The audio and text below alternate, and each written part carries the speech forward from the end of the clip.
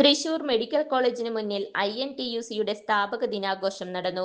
Vadakkanchery regional കമ്മിറ്റിയുടെ നേതൃത്വത്തിലാണ് ആഘോഷം സംഘടിപ്പിച്ചത്.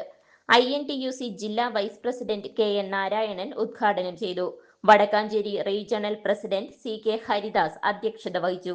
ജില്ലാ secretary advocate CR Jaison, IR Manikandan, Babu Kannanaikkal, NL Antony, Biju Ismail, KN Prakashan, Bindu Soman, KH Siddique, KA Rajeev, AS Nadeera തുടങ്ങിയവർ സംസാരിച്ചു. ആഘോഷത്തിന്റെ ഭാഗമായി കേക്ക് മുറിച്ചു. മധുര പലഹാര വിതരണവും നടത്തി. മെയ് മാസം 3-ാം തീയതി സ്ഥാപിതമായതാണ് INTUC. ഭാരതത്തിന്റെ ഉരുക്കു മനുഷ്യൻ എന്നറിയപ്പെടുന്ന സർദാർ വല്ലഭായ് പട്ടേൽ തന്നെയാണ് ഈ മഹത്തായ പ്രസ്ഥാനം തുടങ്ങുന്നതിന് നേതൃത്വം നൽകിയത്. നമുക്കറിയാം, ഈ രാജ്യത്തെ തൊഴിലാളികളുടെ ക്ഷേമത്തിനും അതുപോലെ അവരുടെ ഉന്നമനത്തിനും മാന്യമായി അവർക്ക് ജീവിക്കുന്നതിനുള്ള ഒരു സാഹചര്യം ഉണ്ടാക്കണം എന്ന ലക്ഷ്യത്തോടെയാണ് INTUC രൂപീകരിച്ചത്.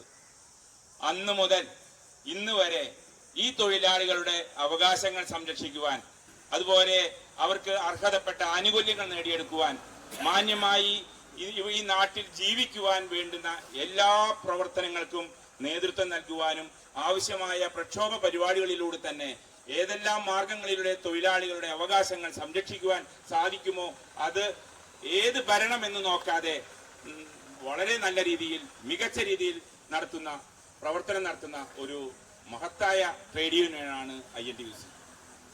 INTUCയെ സംബന്ധിച്ചിടത്തോളം രാജ്യത്ത് നേരത്തെ സംസാരിച്ച പോലെ 40 ലക്ഷത്തിലധികം വിവിധ മേഖലകളിൽ ജോലി ചെയ്യുന്ന തൊഴിലാളികളാണ്.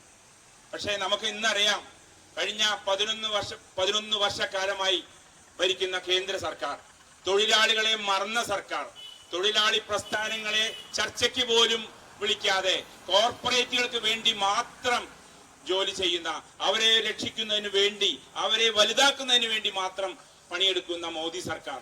അതുപോലെ മറു സൈഡിൽ നോക്കിയാൽ കഴിഞ്ഞ 9 വർഷമായി സംസ്ഥാനത്ത് ഭരിക്കുന്ന ഇടതുപക്ഷ ജനാധിപത്യ മുന്നണി സർക്കാർ.